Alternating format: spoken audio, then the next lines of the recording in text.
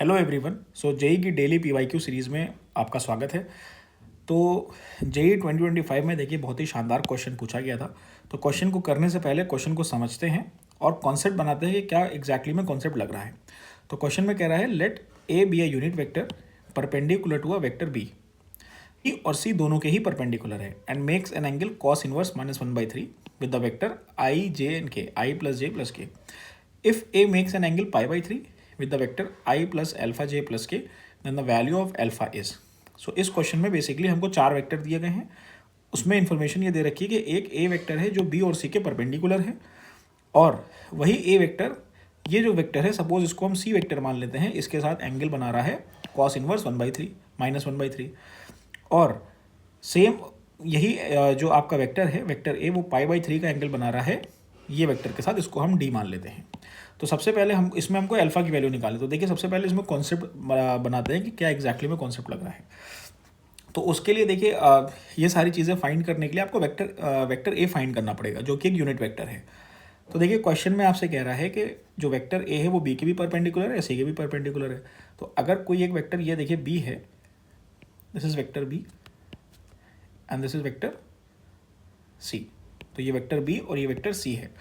तो अगर इसके परपेंडिकुलर कोई वेक्टर आप देखेंगे तो ये परपेंडिकुलर ये वेक्टर हो जाएगा। सपोज ये वेक्टर इसके परपेंडिकुलर है, या फिर एक नीचे भी वेक्टर इसके ये परपेंडिकुलर हो सकता है। तो अगर कोई एक वेक्टर जो कि बी के भी परपेंडिकुलर है और सी के भी परपेंडिकुलर है, तो इसका मतलब वो क्या है, बी क्रॉस सी है। जब इसका क्रॉस प्रोडक्ट लेंगे तो ये दोनों परपेंडिकुलर होते हैं। तो इसका मतलब क्या हो गया, जो आपका ए वेक्टर है वो क्या है, बी क्रॉस सी है। तो वेक्टर बी भी ऑलरेडी हमें गिवन है, वेक्टर सी भी गिवन है, तो हम बी क्रॉस सी आसानी से निकाल सकते हैं। तो वेक्टर बी आपके सामने जो गिवन है that is I -2j + 3k cap, और जो वेक्टर सी गिवन है वो गिवन है 2i + 3j - k कैप। तो जब आपको बी क्रॉस सी निकालना होता है तो डिटर्मिनेंट मेथड से हम आसानी से निकाल सकते हैं आई जे एंड के। और यहाँ पे इसमें आप देखेंगे 1 -2 3 2 3 -1। तो इसको जब आप सॉल्व करिएगा तो यहाँ पे आएगा आई, और जब -7 -j -1 -6 प्लस के 3 + 4। तो इसको हमने जब सॉल्व किया तो यहाँ से हमारे पास आंसर ये आ रहा है -7i + 7j + 7k। तो ये तो हमने जो निकाला है दैट इज़ ये ए वेक्टर निकाला है।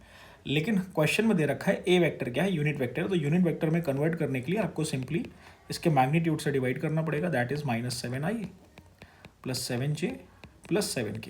और इसका जो मैग्नीट्यूड आएगा वो आएगा 7√3, क्योंकि देखिए 7² + 7² + 7², तो 3 × 7², 7² बाहर आ जाएगा तो √3 अंदर बचेगा।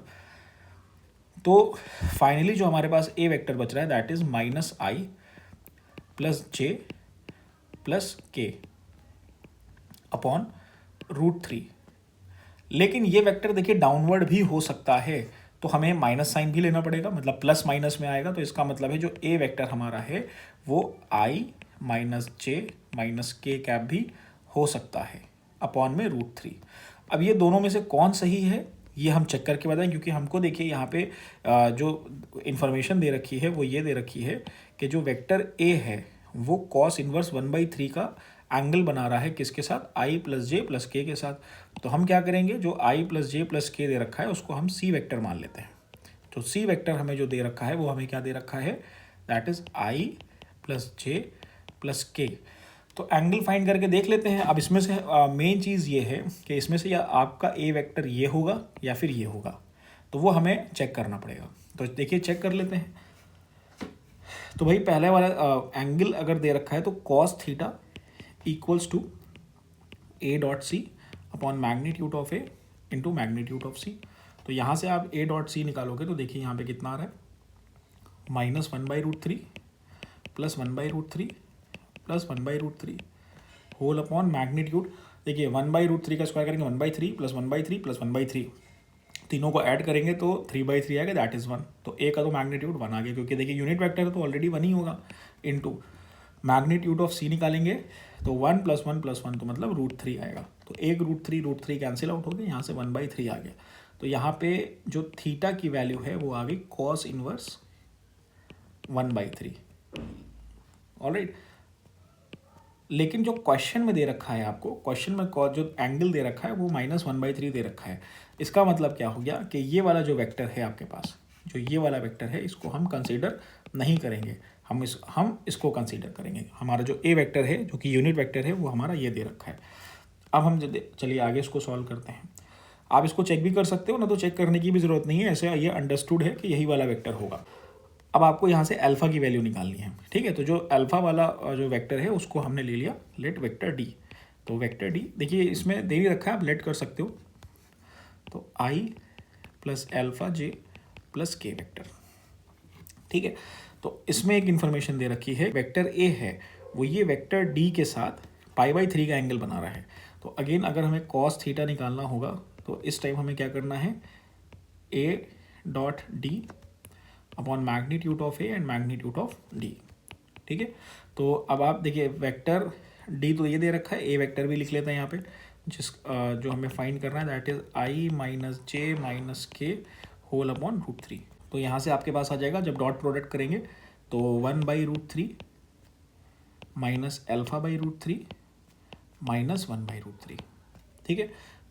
होल अपॉन ए तो यूनिट वेक्टर है तो 1 होगा, और डी का मैग्नीट्यूड निकालेंगे 1 प्लस α² प्लस 1, और इसकी जो वैल्यू है वो cos π/3 के इक्वल दे रखी है, ठीक है। cos π/3 दोनों के बीच में एंगल है। तो जब इसको आप फर्दर सॉल्व करेंगे, देखिए ये तो कैंसिल आउट हो जाएगा, तो यहाँ पे आपके पास बचेगा -α/3 √3 सॉरी एंड √2 प्लस α², और ये किसके इक्वल होगा, 1/2 के इक्वल होगा, ठीक है। तो जब आप यहाँ से माइनस अल्फ़ा निकालोगे, जब आप अल्फ़ा की वैल्यू निकालोगे तो देखो यहाँ से क्या आ जाएगा बेटा आपके पास, alpha equals to √3 2 plus α² upon 2, ठीक है। अब जब आप दोनों तरफ स्क्वायर करिए, स्क्वायर करेंगे तो यहाँ पे आ जाएगा 3 × 2 प्लस α² अपॉन 4। तो यहाँ से आपके पास आ जाएगा 4α² इक्वल्स टू 6 प्लस 3α², और यहाँ से α² की वैल्यू आपके पास आ जाएगी 6 और अल्फ़ा की वैल्यू आ जाएगी ±√6।